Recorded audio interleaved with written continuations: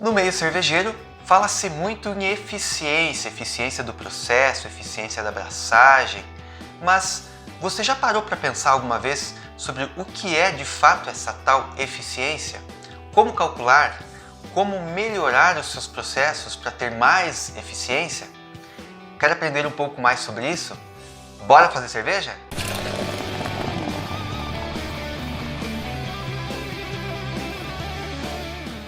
Olá, fazedores de cerveja! Você que faz e você que quer começar a fazer a sua própria cerveja em casa, seja muito bem-vindo a mais um vídeo do canal Faz Cerveja, onde você aprende a fazer a sua própria cerveja de um jeito simples e prático, sem complicações.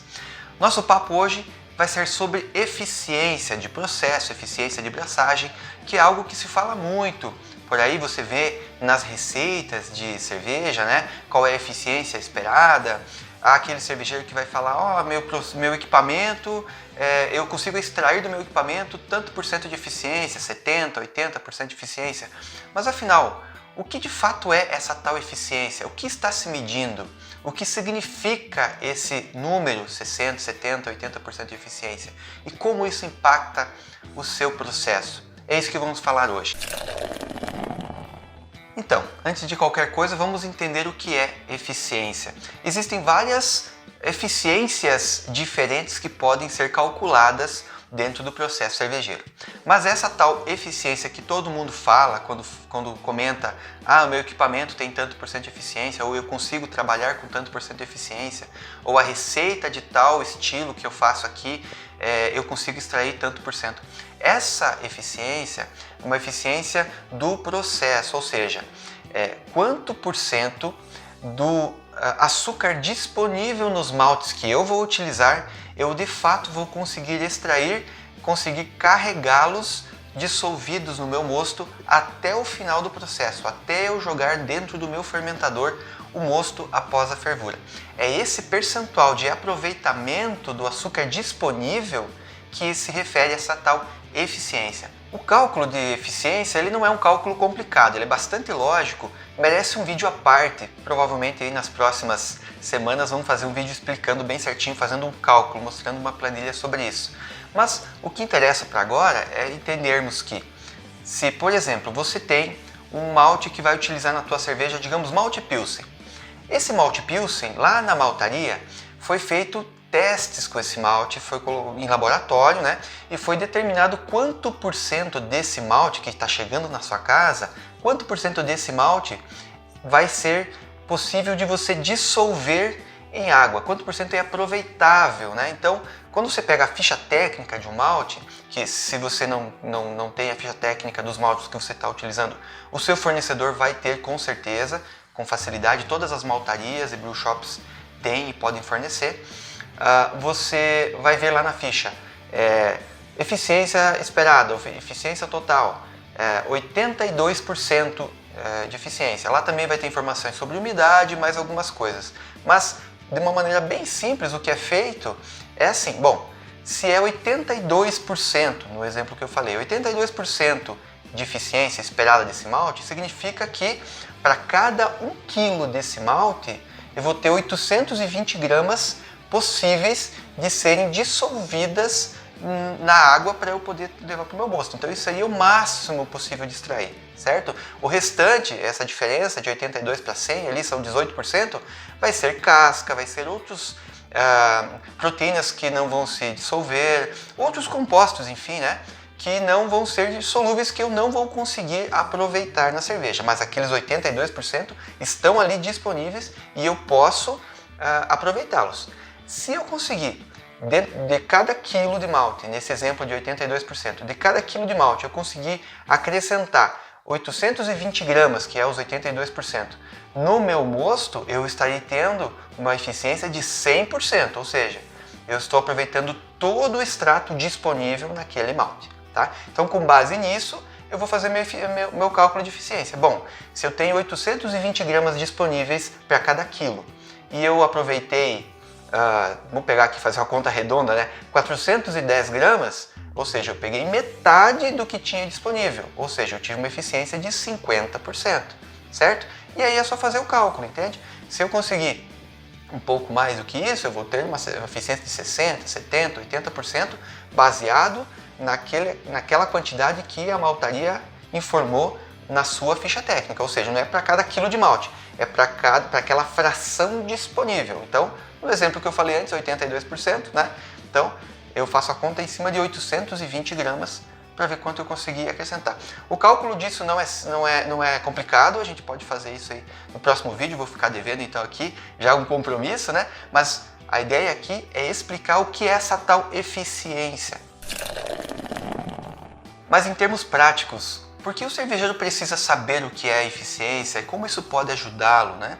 Bom, se você sabe que a sua eficiência do seu equipamento é de X%, digamos 60%, se você conseguir levar essa eficiência para 70%, 75%, 80%, isso significa que nas suas receitas você pode estar utilizando menos malte do que você vem utilizando para ter a mesma cerveja. É o percentual de aproveitamento desse malte, basicamente, né? Você consegue ter mais extrato na sua cerveja com menos malte. Então, esse é o cálculo que todo cervejeiro, toda cervejaria faz para poder calcular suas receitas. É a raiz, é o ponto de partida do cálculo de uma receita no que se refere aos maltes. Para quem utiliza softwares como o Beersmith, como o Brewfather, eles calculam essa eficiência para você. Basta depois da sua abraçagem, você informar no software quanto foi efetivamente a densidade que você obteve no seu mosto no momento que você transferiu para o fermentador e quantos litros efetivamente foram colocados no seu fermentador, porque não adianta você jogar um número teórico lá, bom, a receita é para 20 litros, então eu vou colocar 20. Não, mas talvez você tenha levado para o seu fermentador 18, 19 litros e não 20. Talvez você tenha colocado 22. Então, essa quantidade de mosto que você levou tem tudo a ver com a sua eficiência, porque se você conseguiu a eficiência que a receita pedia com uma litragem maior, quer dizer que você teve uma eficiência maior, certo? Então você teve a densidade esperada numa quantidade maior, sua eficiência foi maior. Ou ao contrário, você teve a densidade esperada com uma litragem menor, sua eficiência foi menor. Ou se a sua densidade for acima ou for abaixo, tem que levar em consideração esses dois números, sempre densidade e volume. Um isolado do outro não faz sentido quando a gente fala de calcular eficiência. Se você já entendeu o que é eficiência e está curioso para saber como melhorar a eficiência do seu equipamento, do seu processo, aqui vão algumas dicas, né? Em primeiríssimo lugar, o que afeta a eficiência de um processo é a moagem, né? Falando em ordem de processo, né? A moagem é o primeiro contato que o cervejeiro vai ter com o malte. Ele vai ter que fazer uma moagem adequada. Como que é essa moagem adequada? Ele precisa expor a parte interna do grão o máximo possível sem destruir a casca, né? Sem pulverizar a casca, sem fazer aquela farinha.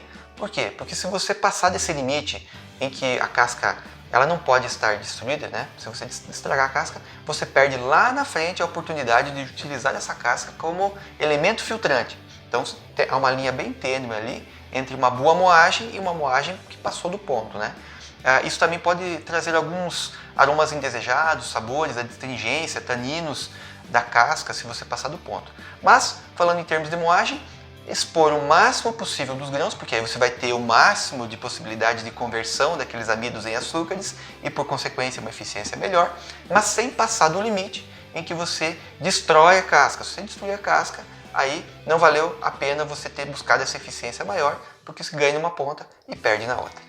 O segundo fator bastante interessante, mas que poucos cervejeiros pensam nisso, é a questão do pH da mostura e o pH da lavagem, né? O pH tem uma ação muito importante na conversão e no arraste desses açúcares para o seu mosto final, para a sua panela de fervura depois, né? Então o pH da lavagem e da mosturação são muito importantes nessa questão de aumentar a sua eficiência. Para você aproveitar bem o malte que foi bem moído e a mosturação foi bem feita, também é bom que o pH da mosturação e da lavagem sejam adequados. Isso vai variar de receita para receita, o pH ideal, porque depende dos maltes que você está utilizando, o perfil da cerveja, mas em geral alguma coisa ali próximo de 5,3, 5,5 vai valer para praticamente todas as cervejas, tá? Então isso é um fator que quase nunca é lembrado, mas o pH tem uma interferência enorme na eficiência dos processos cervejeiros. O processo que vem em seguida, que é a lavagem, também faz toda a diferença na eficiência do equipamento.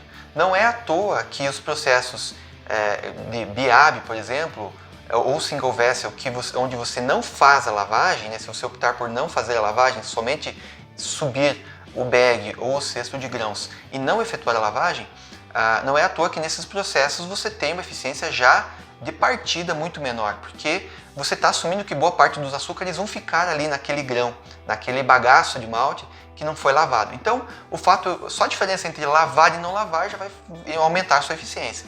E optando por lavar, você pode fazer essa lavagem com uma quantidade de água adequada, também não demais para não arrastar também taninos e outras coisas, mas uma lavagem de bom volume também vai te garantir uma boa extração, um bom arraste desses açúcares que estão ali no bagaço para a sua fervura, no caso, a sua panela de fervura. Essa quantidade ideal quanto é? Bom, isso vai variar de receita para receita, de equipamento para equipamento, mas o que geralmente a gente recomenda é que você utilize o mínimo de água adequado para a sua mosturação, e isso vai depender do teu sistema, se é BIAB, se é single vessel, se é tribloco, ok? E todo o restante que não for essencial para fazer o processo de uma conversão legal, todo o restante você joga para lavagem e aí você vai ter uma quantidade adequada para fazer a lavagem do seu equipamento, a lavagem da sua mosturação e um arraste adequado para a panela de fervura. Seguindo a nossa linha de raciocínio, então, se você já fez a lavagem, já conseguiu extrair ao máximo os açúcares que estavam no seu malte, já levou isso para a sua panela de fervura, o que nos resta agora é cuidar bem para não perdermos todo esse extrato que já está disponível ali para a gente. Como que a gente vai fazer isso? Reduzindo as nossas perdas, tá? Se você utilizar o Whirlfloc, um floculante que vai fazer coagular mais as proteínas no fundo da sua panela de fervura durante o Whirlpool, já vai ser um fator que vai aumentar a sua eficiência, porque uma vez que as proteínas ficam mais compactas no fundo da panela, você consegue tirar mais, reduzir o seu trube, né? Então é outro fator. Então agora a ideia é reduzir perdas. Utilização do Whirlfloc é uma coisa que reduz perdas. Cuidado com vazamentos, torneiras, mangueiras. No momento de transferir para o fermentador também, procurar não ter outras perdas aí. E, enfim, aí você vai conseguir ter o segundo ponto, que não só a densidade, mas um volume adequado para você fazer o cálculo da sua eficiência, com a densidade ok e o volume ok.